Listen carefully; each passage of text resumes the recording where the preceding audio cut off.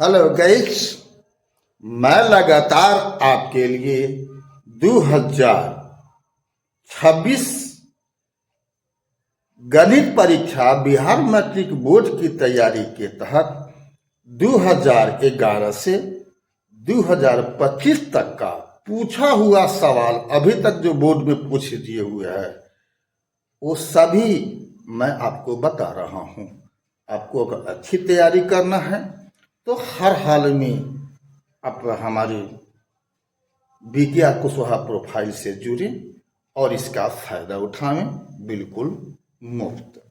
ठीक है, तो आज डे 132 नहीं बल्कि अब 33 डे 133 में क्वेश्चन नंबर 1 है जो बिहार मैट्रिक बोर्ड 20-25। आज 5 सवाल मैं बताऊंगा, पांचों 20-25 का ही होगा। ठीक है, तो यहां पर है अनुपूरक से संबंधित सवाल है जो भी है।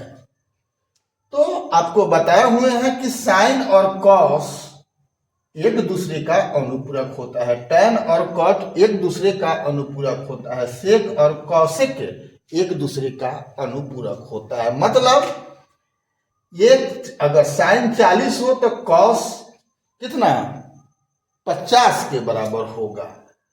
अगर कॉस 40 है तो साइन 50 के बराबर होगा। दोनों मिल करके ये जोड़ा अगर 90 पूर्ण रहा तो बोलते हैं अनुपूरक। ठीक है, ये बात समझ गए। सूत्र आपको लिखाया गया होगा।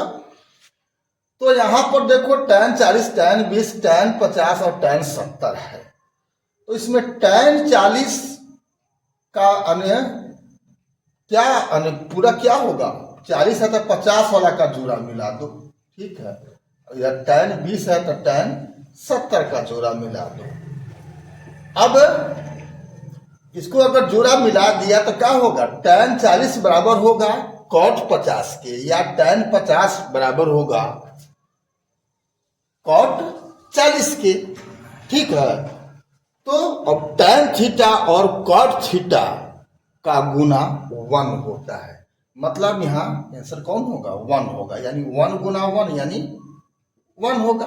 ठीक है, अब यहां देखो तो tan 90 degree minus x, tan का cot होता है अनुपूरक, tan 90 डिग्री माइनस एक्स बराबर किसके होगा? cot x के होगा। ठीक है, अगला सवाल देखते हैं।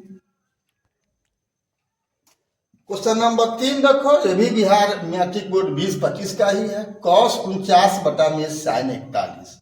अब सोचो इसका मान कितना होगा? 1 होगा। कैसे? साइन और कॉस एक दूसरे का अनुपूरक होता है। दोनों मिलकर के क्या पूरा है? 50 पूरा है कि नहीं? 90 पूरा है कि नहीं पूरा है? 49 और 41 90 पूरा है, तो दोनों आपस में बराबर होगा, यानी इसका मान 1। उसी ढंग से टैन और कॉट एक दूसरे का अनुपूरक होता है, तो 70 और 20 90 पूर्ण रहा है, मतलब इसका भी मान 1 ही होगा, क्योंकि टैन और कॉट एक दूसरे का अनुपूरक होता है। तो 1 हो गया, तो 1 गुना 1 यानी 1। ठीक है, क्वेश्चन नंबर 4 देखो, tan 35 गुना tan 55 है। तो इसमें से किसी एक को कॉट में बदल दो, ये हो जाए tan 35 बराबर होगा cot 55 के, या tan 55 बराबर होगा tan 55 बराबर होगा cot 35 के। tan और cot का गुणनफल 1 होता है यदि थीटा का मान समान होता है। यहां भी तो क्या हो गया? इतना का मान हो गया 1, तो साइन ए बराबर 1 हुआ। तो साइन ए किसका मान होता है? 1। साइन 90 डिग्री का मान 1 होता है। तो आंसर कौन हुआ? सी हो गया। लास्ट और 5वां सवाल देखते हैं। क्वेश्चन नंबर 5 देखो, sine 33 degree into cos 57 degree plus sine 57 degree into cos 53 degree. तो मालूम है कॉस और साइन एक दूसरे का अनुपूरक होता है और दोनों मिलकर के 90 है ही।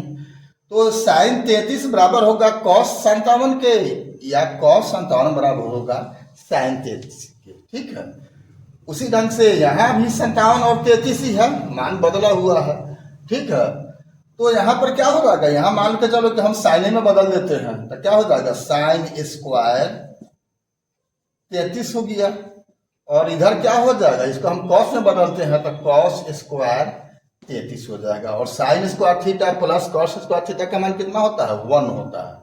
इसका आंसर कौन हो जाएगा, बी यानी 1। अभी तक फेसबुक और इंस्टाग्राम पर आपने विज्ञान कुशवाहा प्रोफाइल को फॉलो नहीं किया है तो फॉलो कर देना है, और यूट्यूब पर आपने सब्सक्राइब नहीं किया है तो सब्सक्राइब का बटन तो दबाना ही है, प्लस बेल का बटन भी दबा देना है, ताकि ऑल हो जाए और किसी भी प्रकार का जब एक्टिविटी मेरा होगा तो आपको उसका सूचना मिल जाए और आप तत्क्षण पहुंच करके अपना ये समस्या को समझ लीजिए। ठीक है, तो फिर मिलते हैं अगला वीडियो में, तब तक के लिए जय हिंद, जय जगत, जय भारत।